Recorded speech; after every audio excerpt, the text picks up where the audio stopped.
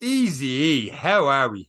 Shawnee, the exams are finished. 2 stone heavier. I can't wait to get back training. Welcome back to the podcast. I'd say people have been God. listening for the last 4 or 5 weeks going, have you done anything at all, pal? It sounds like you just did the Ironman and you just kind of went, I'm done with sport now. I'm tapping out. I've retired of everything completely. I'm not going to lie. I do 7 Ironman over what I've done in the last 4 weeks. And that is a fact. Yeah, but it's done. We're on the boat. We're out of here. But yeah, this week we have another guest. Before that, though, an Ironman world record was set.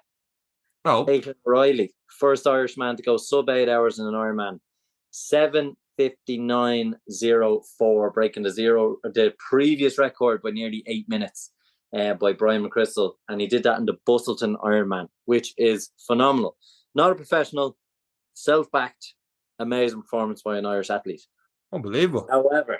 However, Ironman Ireland bypassed one of our guests, Rachel Smith, who was the first female to cross the line in the same race in the half Ironman, qualifying for the World Championships again. Boolabus, Rachel, Boolabus. She's in for next year. Is that New Zealand next year? Was it? That's New Zealand. So Rachel took the tape. First female to cross the line in the half Ironman, beating her previous year by, don't quote me, 17 minutes or something. Closest female to her in the race was 12 minutes behind her. Wow. Unbelievable, now, Rachel. So 2 Irish athletes had a fantastic day in last week. A big well done to Rachel, one of the guests who's been on, an absolutely phenomenal achievement. We will have her on again as we look into her new season. It's going to be amazing. But before that, we do have another guest coming on this week, and it's another great show ahead, isn't it, Sean? Speaking of phenomenal achievements, our next guest on the Any Given Runday podcast today has done a 5K in 15 minutes and 1 second. He's done a 10K in 31 minutes, 15 seconds. He's done a 10-mile run in 51 minutes, 46 seconds, a half marathon, 68 minutes. And he's done the full marathon in 2 hours and 24 minutes in Dublin just gone, with all the hills and stuff like that. And you're going to hear in the podcast the hills he actually prefers to the flats, and he has numbers to back it up. So without further ado, you're going to love this episode of the podcast. It's Mick Fox. Let's go.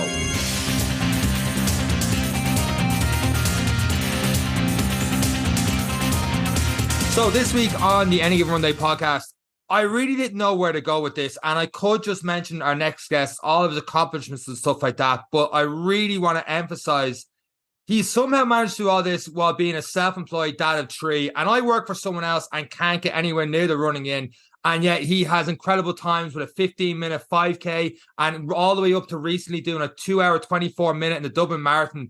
Mick Fox, welcome to the Any Given Day podcast. How are you getting on? Good, thank you. Thanks very much for having me, guys. Thank you. Mick, what we want to know is, Mick, what's your favourite dinner? Oh, I need to be careful in case my wife hears this. I know you do all this running, but level with me here. A Sunday dinner, mate. You can't whack a Sunday dinner. Spuds and meat. We'll allow it. Right, we can continue with the podcast I suppose we mentioned the food question, so we may as well go straight into this. I, over the summer, struggled with a bit of an injury and wasn't running for three months or so. I struggled to get back started. Eric did the Ironman in the end of October, and he's done very little since there. He's barely got himself out of the bed. He's done nothing at all. Mick, you were a cross-country champion when you were like 13, 14, and then I can't see how or why, but there's a period where you somehow gained 30 kilo, and people listening probably shouldn't do this, but a New Year's resolution for people to lose weight would be to run a marathon, which you did, has taken you on this journey to run a 2-hour, 24 marathon. I want to know first how you went from so much running when you were younger to getting, as you put on one of your posts, 30 kg overweight. Yeah. Look, see, I put a little video up saying about being from overweight to being now like the way I am now or whatever, and running the way I am now. And it's very hard to put in a 90-second video your whole story, and a few people were like, "Oh God, you must have ran before this," and I did. I ran as a youngster. And it was good. It was a good teenager. And then as I entered into my early 20s, probably on down the road of becoming a bricklayer, which was tough. So the job was crap, traveling, being out in the cold, and slowly things just drifted. Like I was always in the round and involved in running, but I was never, probably as a young teenager, I was doing that well. Like it was maybe expected to do well as you go into your 20s, and it didn't work out like that. And it was slowly more and more not working out like that. So you're like, right, well, the emphasis you maybe put on this as a youngster, you're going to have to go and put it into being a good worker or whatever. So it slowly drifted like that. And then eventually, over time, it seems like it's gone so quick, but it was probably years. Like me and my now wife went to Australia for a couple of years, and I ended up, to cut it a bit shorter, I ended up working in mining, where it was 12-hour days, 7 days a week, 4, 5, 6 weeks at a time. You're fed breakfast, lunch, and dinner for free, right? I come from a council estate, so this type of eating for free, right, was like, fuck, I'm putting this in plastic Fill your bags. pockets. Take it home, right? So it's slowly, between just being there and like you couldn't really train. I know look, I'm a big thing now, but like stop making excuses. But at that time, I was already overweight. I was drinking alcohol every weekend. Then this whole thing was working away. You were in a mindset that you weren't allowed out to go on a run. It was also 48-degree heat where you're like, fuck it, even if I am allowed out, working out. So I literally, I'm not joking, I just pulled the plug and was like, do you know what, why do I keep trying this? Why do I keep trying to hang on to it and trying to, do you know, so it just was like, sorry to be rude, it was like, fuck this, I'm here to make money. And I'm going to have to prioritise, like, just give it up, make money, worry about that and go into work. And without even realising, like, I'm not joking, I show my wife photos now and I'll be like, how did you not even notice this? Look at the size of me. And I'm not joking, I got up as far as, I swear to God now, I remember hitting 89 kilos and being like, fuck, I'm nearly 90, I'll touch the 90 if I keep her lift here. Why? Like, so I just remember us coming home to the same people that you left, and they might have seen photos of you, and then you start nearly avoiding putting pictures up and stuff. You know, you leave this blank space where you're like, fuck, only put pictures up like this, or I'm far away, and all this crap. And then you come home and you've got family members being like, you're fairly filled out, and you're getting strong. And the last time they saw you, you were probably that runner they knew of, and then you were gone and came back and almost like a different person in a way. So that's exactly how where and when it happened. And the reason I wanted to put a lot out there was because, and some people were hitting it a wee bit thinking, oh, you already ran, like, so don't make out like you're just this fat dude who took up running, right? But on my part, I was trying to explain, and I'm not sticking up for myself, but I thought for me it was nearly more difficult because I'd gone from being a young kid and a young teenage prospect of being good at running to coming home and literally trying to run 5K at local towpath. I had stopped like 4 times. People saying, I know a guy from there, he knows about running, and I'm standing there, this fat dude going, I know about running, I know how to run. So I literally sat on the sofa one night and said to my wife, I was like, the hell with this, I'm booking a marathon. And she was like, what? Never done anything up past probably 10K. Like, so she was like, why have you any interest in a marathon? And everyone just seems to care about marathon times at this stage. Like, and I was like, you can say to someone you've ran an 8-minute 3K or a 15-minute 5K, and they're like, well, what's your marathon time? And I was like, I don't fucking have one. So I thought to myself, this would be a good way, even if you just do it for charity or just do it to get round, it'll get this fucking weight off. Like, and then that's where it all started. That's how I got fat, and then that's how I got started. It is amazing. I had a fat Eric stage during college, so I went from playing. I was a very fat Eric. I was nearly 20 stone, and it's something that even still today I'm not over. So even still in the days where, or in the months, like, so for the last 6 weeks since the Ironman, I swear to God I haven't crossed the road. I've been studying, I've been packing up apartments, I've been traveling, everything else in life like that. All the excuses, beyond excuses, even that I know there's just no time until next week when everything is settled again. But I'm very weight conscious all the time now, because I've been there. And because I know what it took to change that, there was a deal made at some point that I'm never going back there. And it was the hardest thing in the world. And Sean was there for some of my parts of that, like not being able to even bend over or jog across the road, and I'm in pain and I'm just overweight. And then food is comfort. Like you said, like when you're in the mines, like food is comfort. You're not with your loved ones. You're not having a crack. You're with the same guys. The jokes are old. And it's like, oh, sure, I'll just eat out of boredom. I'll just eat out of this. And then the vicious cycle takes over. And I know everyone says, oh, well, if you do a marathon, you'll do this. For me, it was about changing the cycle. It was about changing the lifestyle. And when I stopped playing competitive football and soccer, and it was a case of I couldn't keep going down the road of as soon as I get bored, I eat. When I'm happy, I eat. When I'm sad, I eat. Yeah. For me, it was about the lifestyle. And if I stop this, and if I know, like, okay, 6 weeks, I've put on a bit of timber already because I don't stop eating. But if I stop this lifestyle, I will go back to being that man. Like, everyone's like, why do you do an Ironman? It's like, well, because Fat Eric is still here. Yes. I just keep him at bay with all this kind of, but I just find that balance is where it all takes off. And I beat myself up so much about it, and I'm very conscious of it. Even now, when people look at me, it's like, geez, you're not big at all. It's like, but in here I am.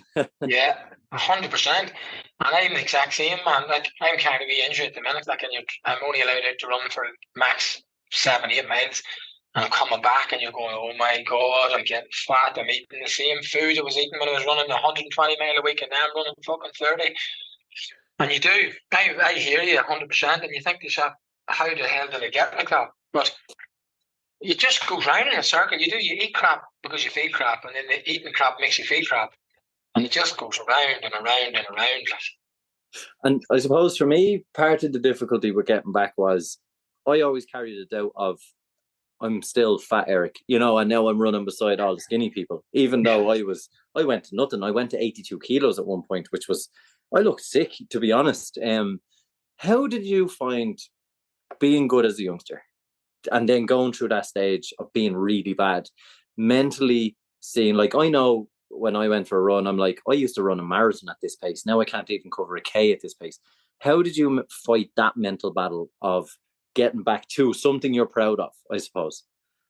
Right. See, at the start, like, it was obviously difficult when you're carrying weight, you're going out and you're like, oh God. Like, I remember going to a race one time when I come home and I was fat and watching guys running certain times, and I was like, I could beat all of these people. Like, this 10K was won in like 34 minutes or something. And I was like, if I put my head on this, I could. And I remember even telling my wife, and I could be thinking, I bet if she looks at me, I was like, right, okay, bet you could.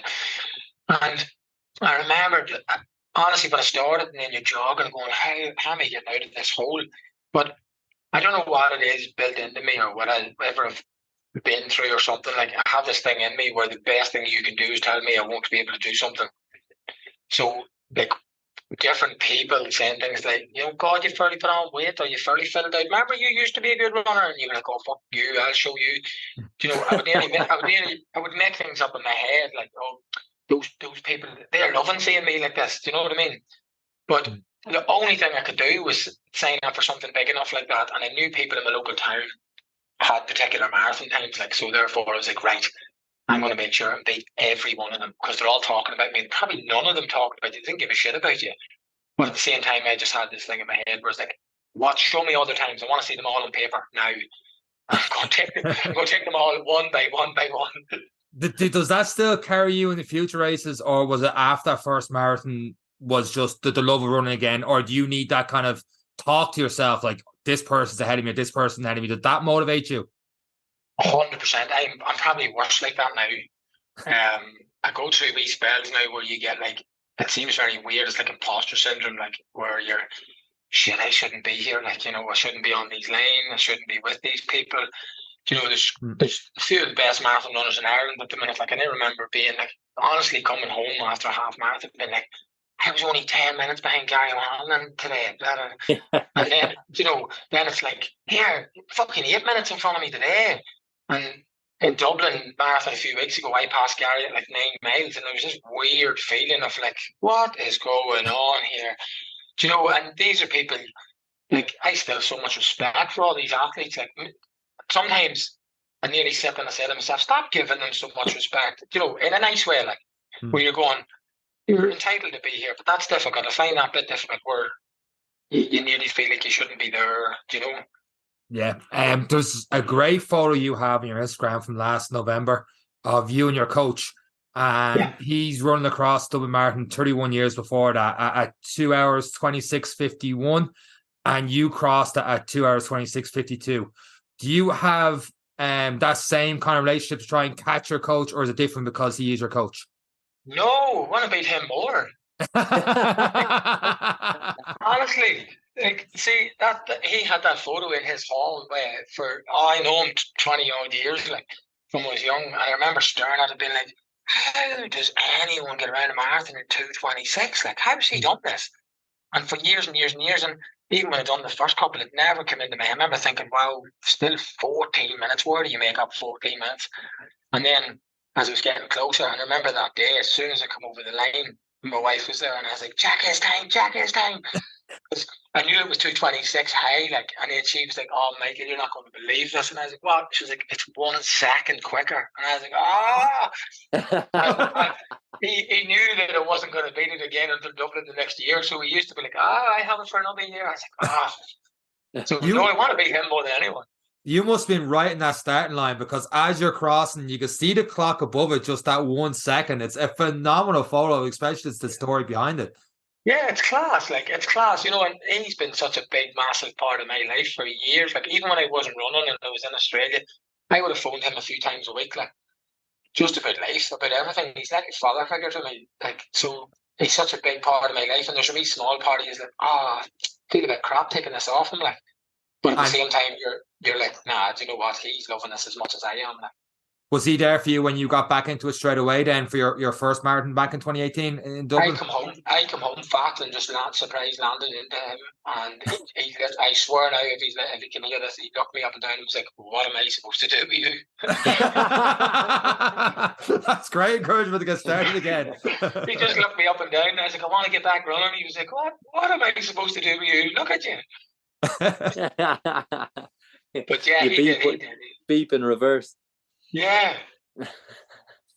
And there is a special bond, I suppose, when you look at coaches and stuff, and there's an element of trust you put in them, and that comes both ways, doesn't it? Like, you are trusting him where he's saying, go and put in this tempo, we're going far, like, we're going miles, we're going big, and you're putting everything into him. And from his perspective, they're putting everything into you as well, because like that, they want to see you be better. You see, that's the weird thing. I call him my coach, and he's been our club coach for years. But I self-coach. I do all my own training, all my own.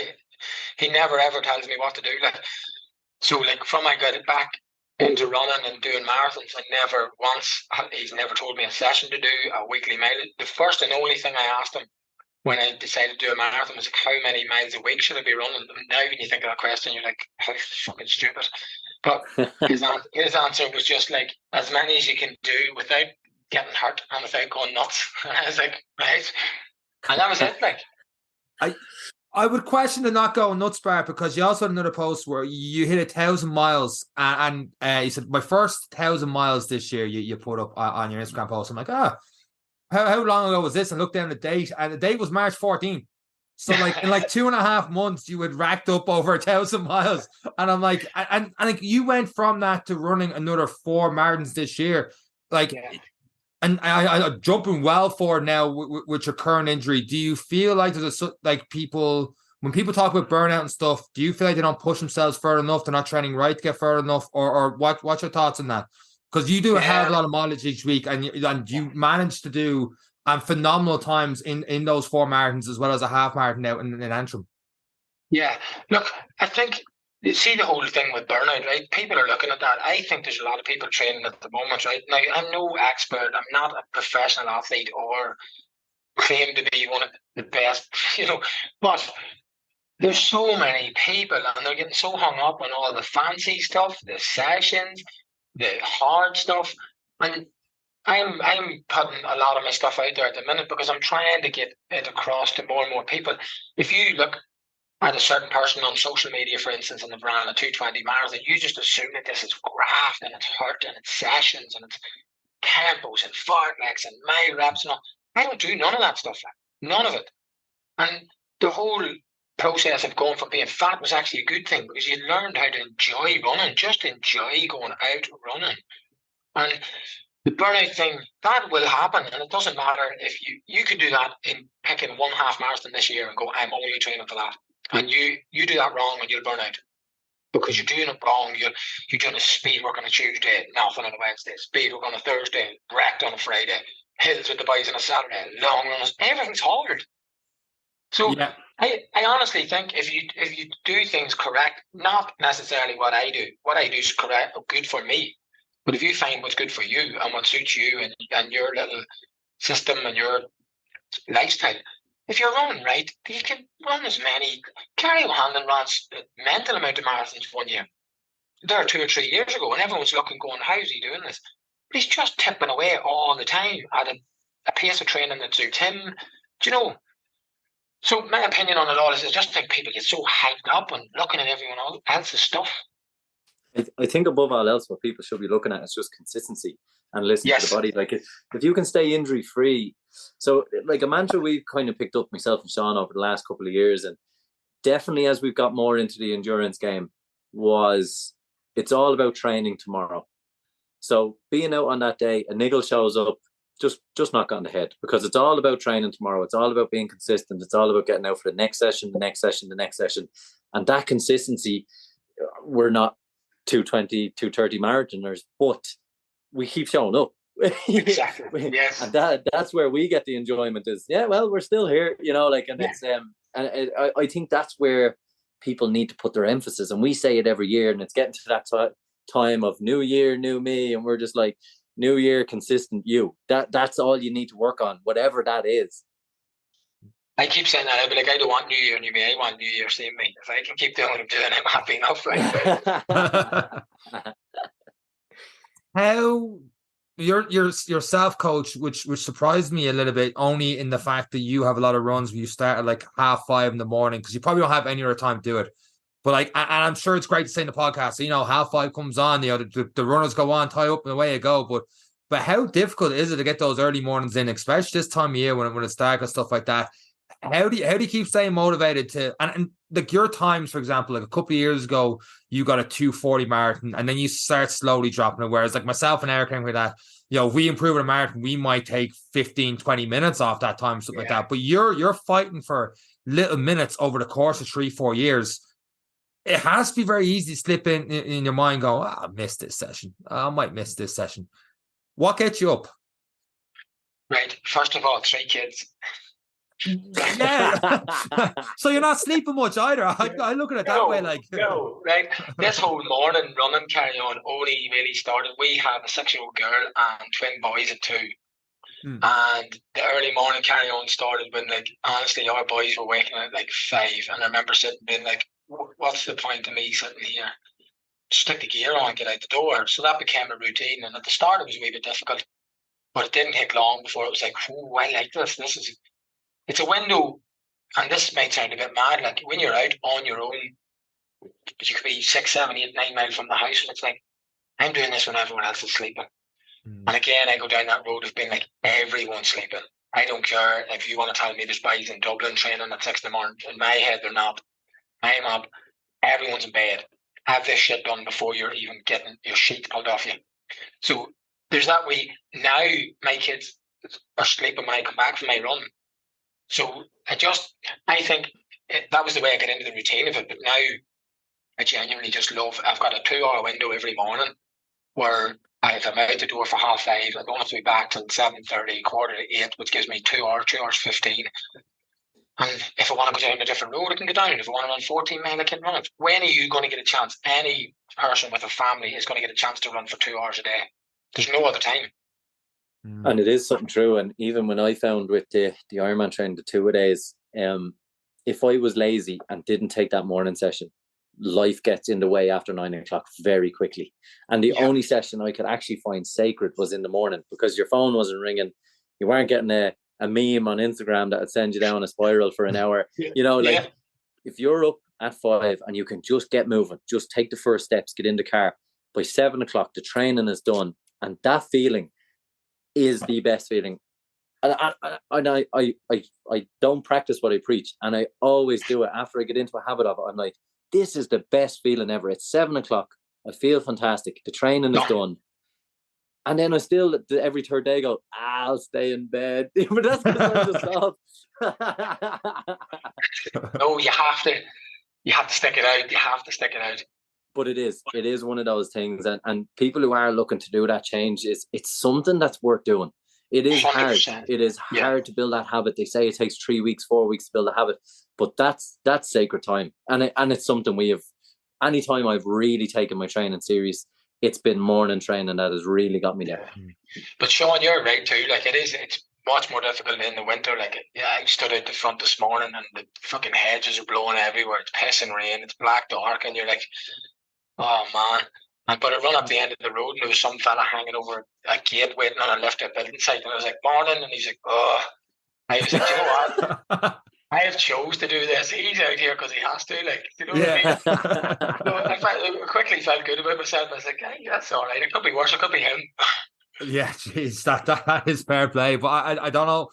Like, I'm in a way, I have that excuse because I do be in work myself 6 o'clock in the morning. But then again, I'm on a set schedule of like most of my mornings at 6 o'clock. I'm in the gym and I finish probably 2 or 3 or evening class, stuff like that. But you managed to come in at 6 o'clock, and then you're afterwards. You run your own sports massage therapy as a clinic, and you do that as well. Bit of a selfish question. And next, when you first had kids, did you think, and you're only getting back into running, did you think you might have to have knocked that on the head first, or this going to come in a couple of years' time, or was it something to push through to keep going?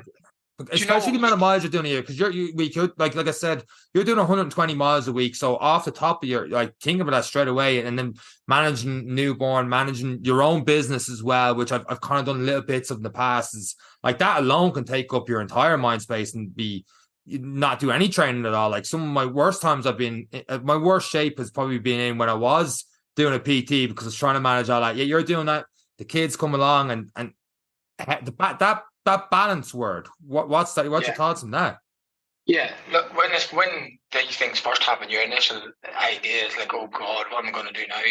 Right. Number one, my wife is unbelievable. Like, she's so good at helping me balance everything. Because she'd be like, right, in her head, this is a team thing. She's like, is this what you want to do? Is this what we're going to do as a household?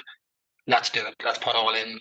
When I come out from a run every day, she's made 3 kids, sitting, dressed, eating their breakfast, everything done. I walk in, say hello to them, I get a shower. So number one, that's keeping a massive balance. If I was with a different person or the wrong person, that wouldn't happen. So she's a massive part of it.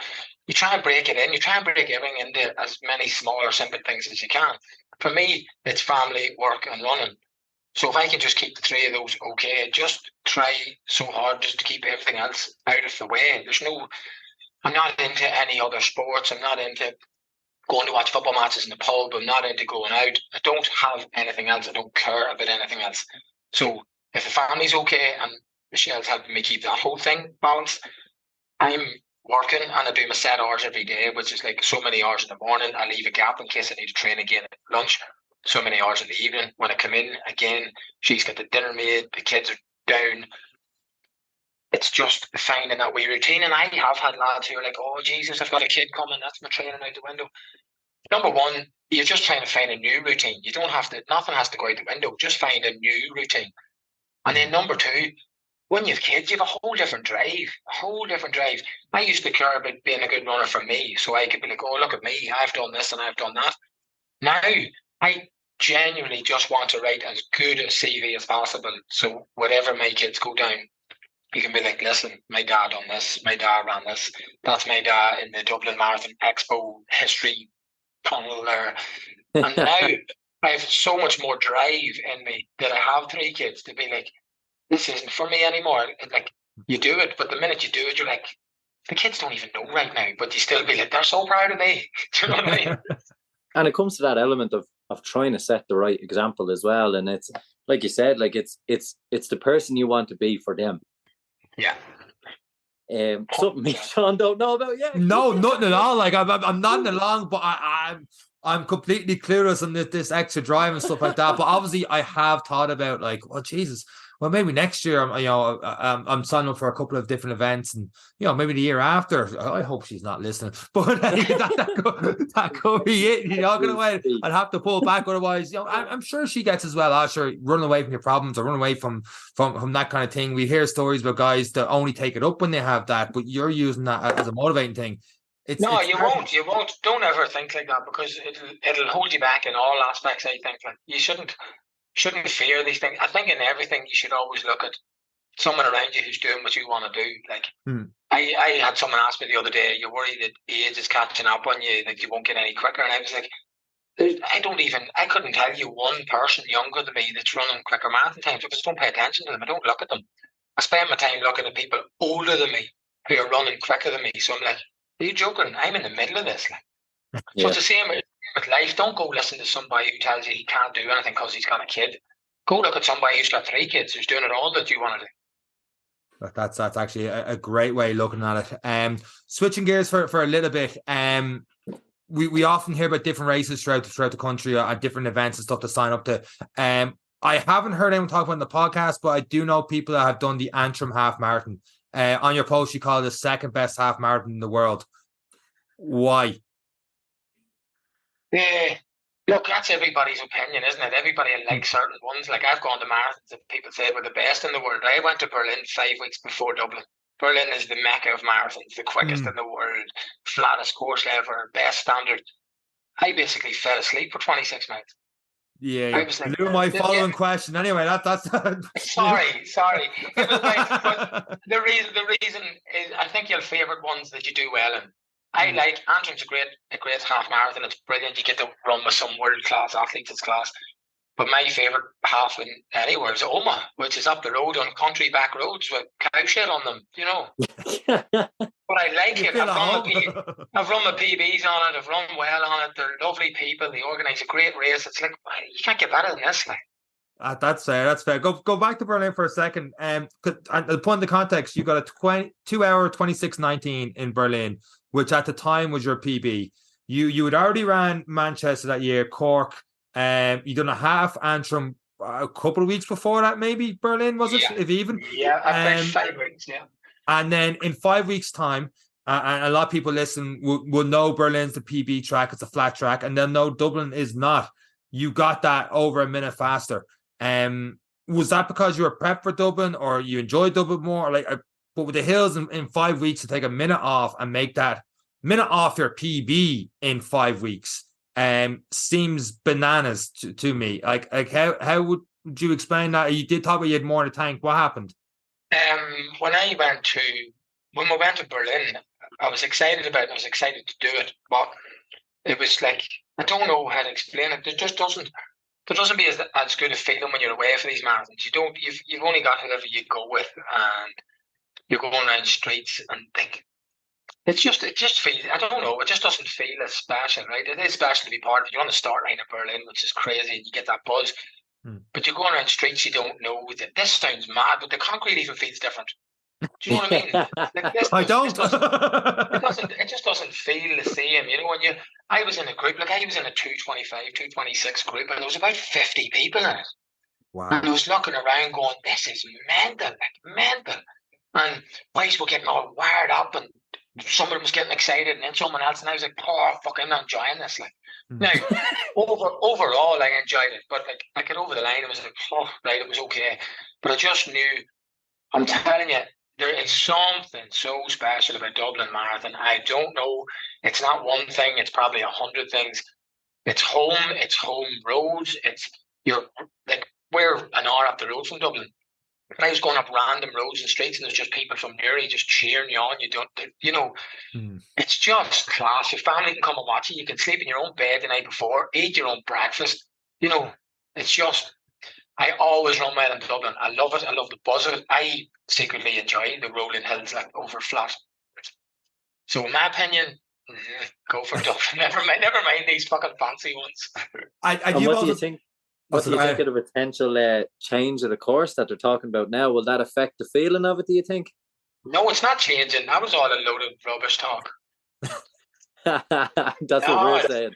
No, Whose it's rumor not. is going to take top trumps here? No chance. And if they change it, I'm not going back. That's my favourite course. And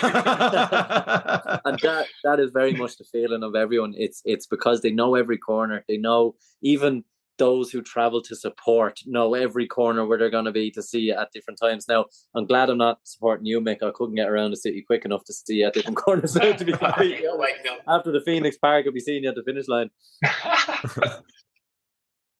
And speaking of the big 6 marathons done, you've done London as well. Same feeling as Berlin, just kind of like this new country. London's a wee bit more special. Like I don't know about you lads. Like I remember growing up watching London. You know, we used to hear that theme tune in your house on a Sunday morning. Brendan Foster talking, and like my whole house, my mum, she didn't run, but she loved running. Like, and we'd be down watching it. You know, watching Paul Radcliffe. I have so many good memories of London as a youngster.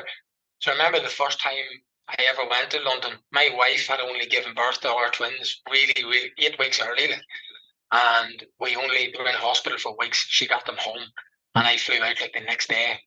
And I hadn't ran a single step for like 2 months, eating sandwiches and McCoy's crisps out of the hospital shop. And I was like, I can't go to this fucking marathon. I haven't ran in 2 months. And even before that, I wasn't in great shape. Got on the plane, went, and I'm not joking you, I cried and walked and jogged and cried and walked and jogged. It was just a ball of emotions. Our kids were in hospital for 2 months, all this carry on. And I managed to get around in like 2:53 or something. And I remember just looking at my watch the last couple of miles, being like, oh, I'll be quick enough to get in next year. So that's all I cared about. It was like, as long as you get in next year. And I got in the following year. And then that's when I ran 2:27 in the next year. So I like it. There's something special about it. And Manchester? No. It's the 4th biggest marathon in Europe, but... I don't. I don't want to diss someone's race. It's a good race. Yeah. It's a good race, right? Again, it's a flat course, and everyone talks about this flat course waffle, right? Like, you see a flat course, that's great if you're Eliud Kipchoge, who can work the same muscle group for 26 miles, right? See us normal people, we need a wee climb, a bit of work, but we need downhills, we need drops, we need breaks, we need little recoveries. That flat stuff just knocks the same muscles over and over and over. I don't think it's good at all. And then Manchester had a stinker, so I was just like, no, that's a bad one. not doing that no more. And instead of just moving on, I'm zoning in on Manchester. It was a fueling thing, wasn't it? Yeah. I was under this illusion that I wasn't eating enough because I kept like bonking out. Like I was getting to like 18, 20 miles and I was just poof, I hitting the wall, as people say, and I was like, why is this always happening? So I went into Manchester with this whole mindset, I am going to fill this tank up like you never seen. Like I ain't running out of fuel today. And I think by about halfway, I had taken on like 12 different items between mixed drinks, gels, bars, fucking breakfast. And my stomach just went nuts. Like it wasn't. Someone says to me, did you shit yourself? And I was like, I wish I had a shit myself. It was a complete opposite. If I had a shit myself, I could have kept running. Like I couldn't. And I just remember, do you know the feeling of a stitch? I was like, I haven't got a stitch since I was 7. What is this? What's happening here? And I just remember the rug being pulled from under my feet at like 14 miles. And I was like, oh my God, we're in trouble today. Like, I just grinded it out. So there's a photo of me coming over the line, and I'm so sad. It looks like you told me my dog died or something. And have you figured that part out? Have you figured? Because again, as you said at the start, it's all about figuring your own training, your own fueling. What is it now that you do to get you over that part? Right, so I trying to strip back the basics and be like, I run every single morning for like an hour 45 minutes, completely fasted, right? So I was like, why am I don't need to be taking on a lot of fuel. So I really quickly after Manchester, maybe 4 or 5 weeks, I found Cork. Didn't tell anyone I was going. I was like, I'm going to go to Cork, get an entry. I'm going to put 3 gels in my back pocket, and that's it. I'm going to take one at 7 mile, 14 mile, 21 mile. Let's see how that goes. If we can run anywhere under 2:30, lovely. I get this fueling right. And that's exactly what I done. I went down, took the 3 gels, had a very small breakfast, small bowl of like children's cereal, half a banana, bang, went, took the 3 gels, and the whole fueling thing was like, whoa, that was good. Ran perfect, ran 2:29, and it was really, really hot that day. But the fueling thing felt bang on. So from then I was just like, right, that's it. 3 gels in the pocket, nothing else. See, I'm like that as well. I prefer running fast, but I'm out that long. I need to have a packed lunch with me for 2.5 hours. A flask. Bit of soup and a sandwich at 18 miles. Were you nervous that day going to 3 gel approach because of was it much hotter in Cork that time compared to Manchester? We're both down there that weekend. I was not running. But it seemed like a very, very hot day. Were you like, I know I'm doing this because of Manchester and having the 3 gels, but because of that heat, were you second guessing yourself? Yeah, it threw a spanner in the works really quickly. Like, you know, you were checking the weather and you're like, oh shit, this is bad. Like, and for people from Ireland, like 20 odd degrees is roasted. And there's a lot of wide open roads in Cork. Like there was bits where me and Gary O'Hanlon ran together for most of it, and there was bits where we were ducking in under trees and stuff. And I was like, you know what, I'm giving up on this. This isn't even making a difference. Like, so the fueling went absolutely bang on perfect. Like, so even though it was warm, then that made me more confident because it was like, if this fueling was good on a day like this, what's it going to be like on a cooler day? Like, yeah. It makes a big difference. And do you find with those, would you be interested in that kind of hot weather training? Do you find from getting days like that where it's a hot day, do you bring that confidence into a kind of a winter run or the likes of Dublin? Does that make a big difference to you in terms of your confidence for it? Do you think warm weather training is beneficial if you're looking to do PBs, or what way would you see that? You know, again, it's down to personal preference and opinion, isn't it? I think warm weather training is for fancy people like track runners and stuff like. You know, if you get a chance to go away anywhere training at all, go altitude. Never mind running in the heat. How often are we going to race in the heat here? Like, let's be real. Do you know what I mean? You're not racing the European circuit here where you're going to diamond leagues at frigging 30 and 40 degrees. We're racing in Ireland. Like, it's fucking freezing even in the summer. So I wouldn't even, if I had a chance to go away at all, or do get a chance to go away at all, it'd be straight up the mountains, get some altitude training, never mind fucking going away in the sun. Like, yeah, he goes pissing around the year before in Cork to your point. Like, that's right. Yeah. Well, that's why I entered it. We're all wearing fucking rain jackets. Right, this is gonna be great. I went to come home with a sunburned vest. Here's me going to Dubai just to do warm weather training. Well, thanks, Mick. Fucking ruin It'll work. Back to training. Just. Are you telling me most of your? Do you have like a 1 or 2 key sessions a week in terms of?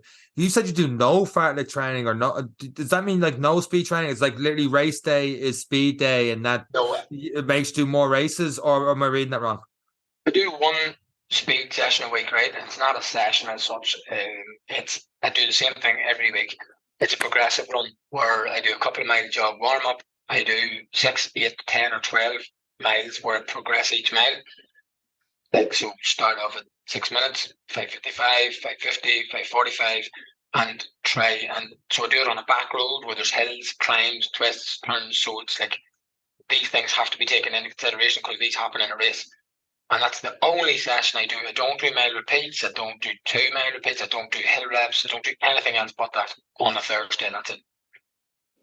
As someone who's incredibly jealous of your 5K time more than anything else, just because sub 20 is just breaking my heart. I haven't got a chance to get near it. When you're going towards something like that, or would you go towards something like that? Is it now just marathons? Because I saw you were going towards like 100K you did back in 2021 September, I want to say, and then you don't, or maybe you have done 5Ks and 10Ks stuff like that, or is it just all marathons now?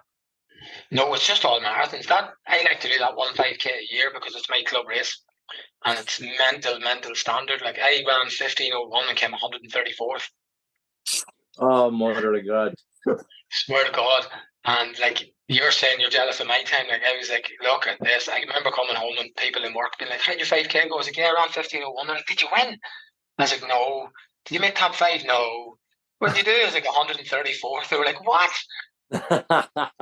Swear to God, 134th place with 15:01. Do you reckon you're that fast a runner because the club you're in?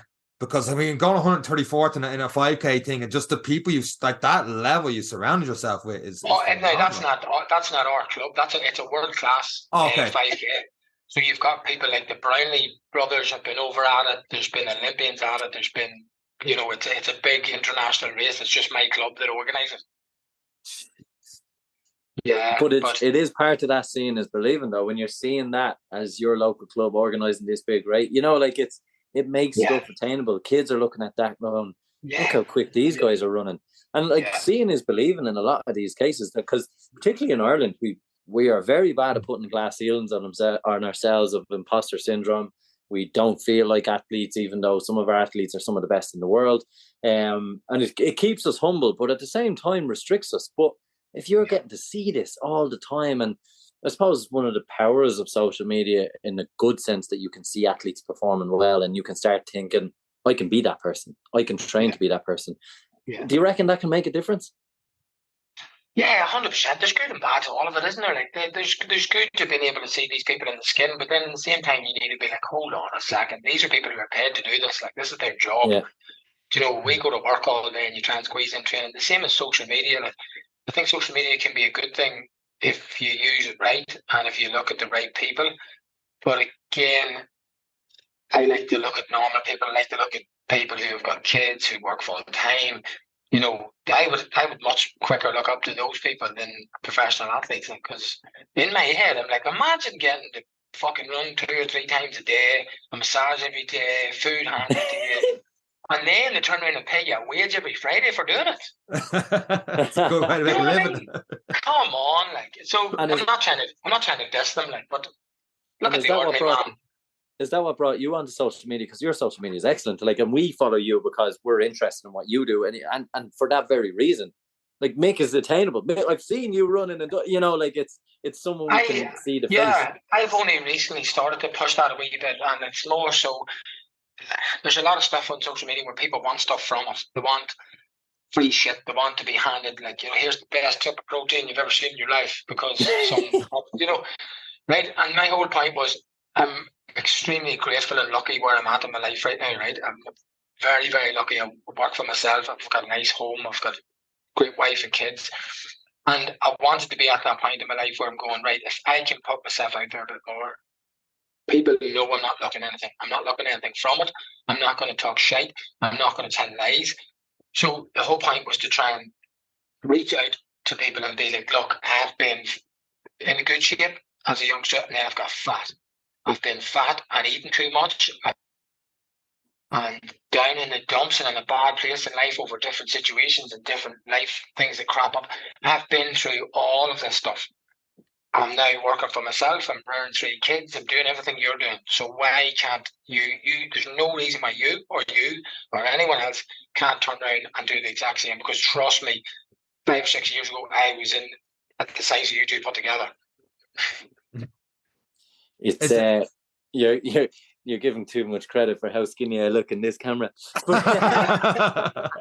Sitting there sucked in.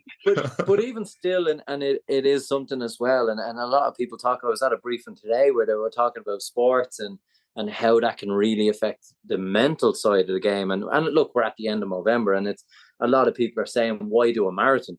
For some people, a marathon is that challenge to get out of a dark place. It's you know what, if I can do this, I can do anything type thing. And have you come across many people who are following that kind of path?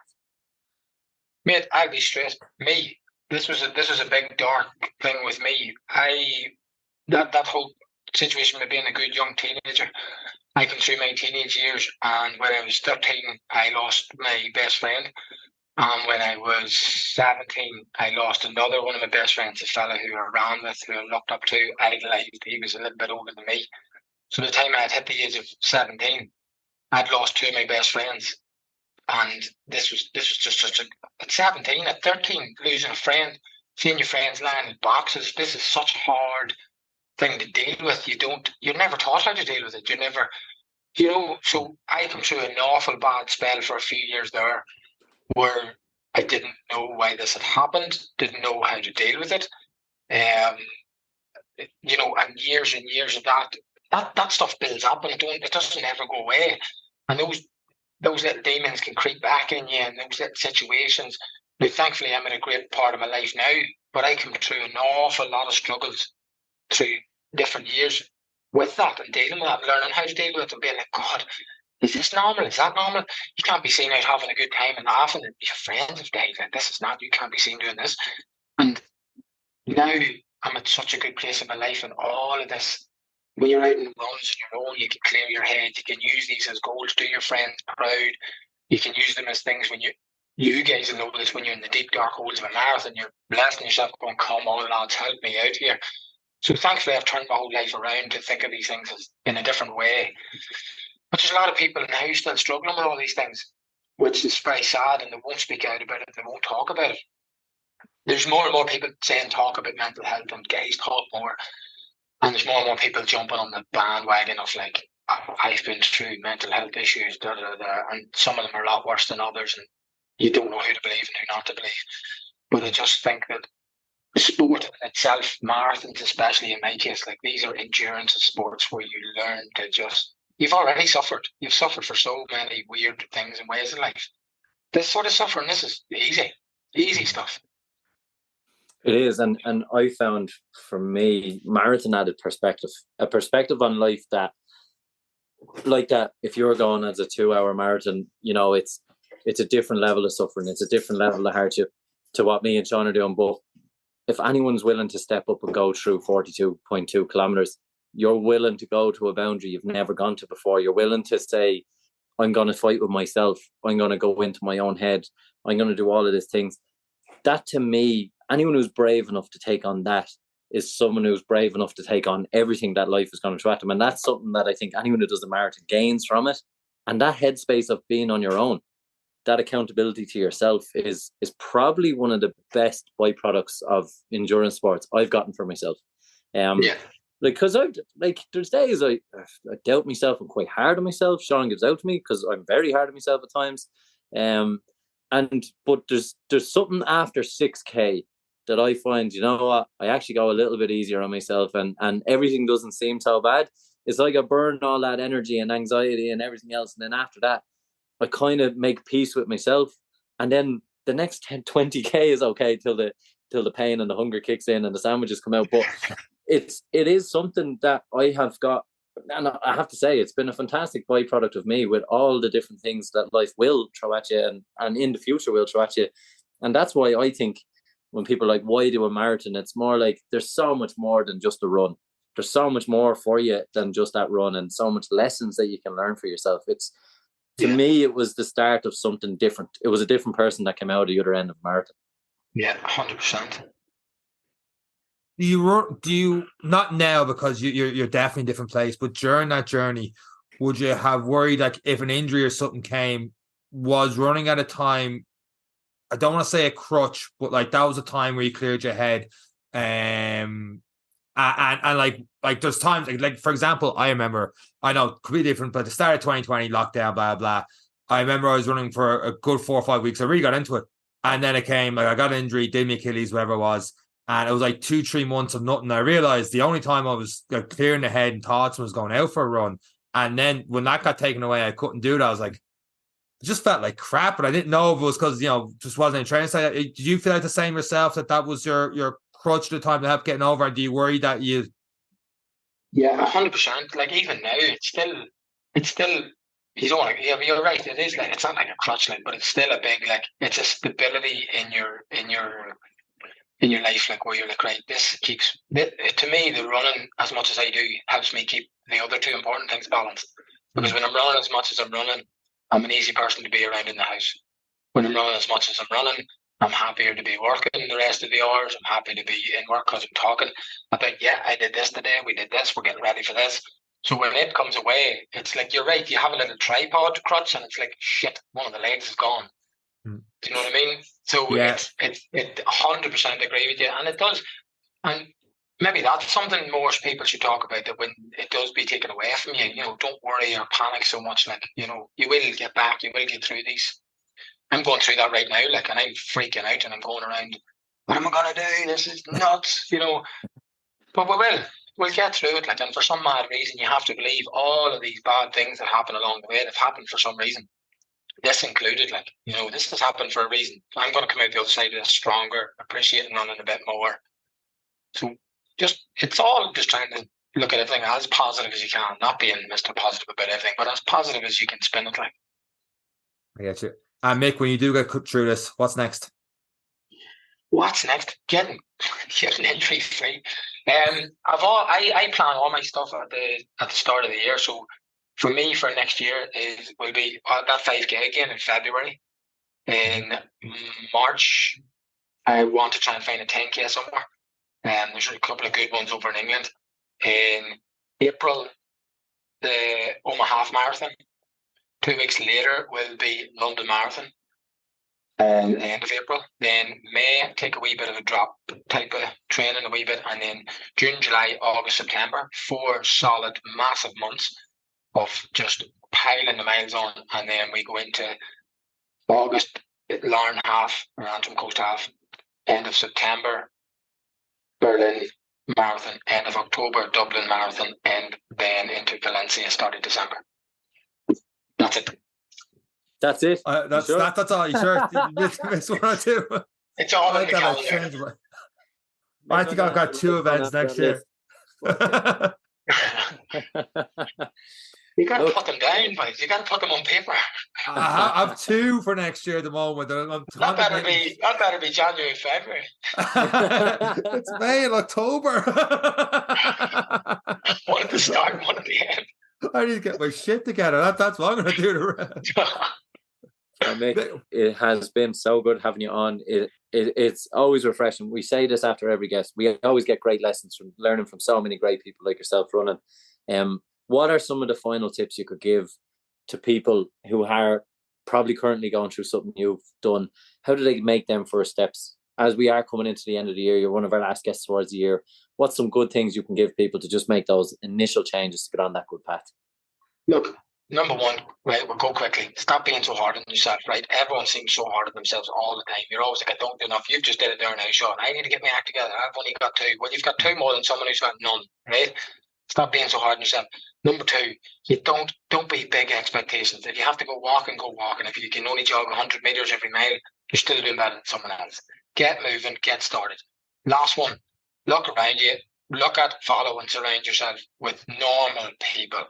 Stop looking at all this fake shite everywhere of people spouting and shouting down videos. Big thing all the time. Follow people who walk the walk, talk the talk, walk the walk. They're not just talking shite. So surround yourself with that. You should be all right. And they are all Any Given Runday Podcast verified as being class. And that is... if you need to meet normal, good people, they're usually on this podcast. Just like us. And on that note, Mick, thank you very much for being on this week's episode of the Any Given Runday Podcast. You feel like we'd say something else?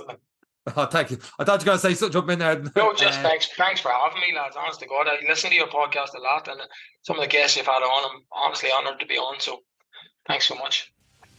Thank you, Mick. And I'm sure we'll get you on next year when you're taking on a few of those marathons, and we'll see if Berlin can become one of your favourites now next year when you're more familiar. No chance. We'll talk before and after Dublin. Never mind the fancy. On that note, thank you very much for listening. That's it from Mick, myself, and Eric. Take care. Bye.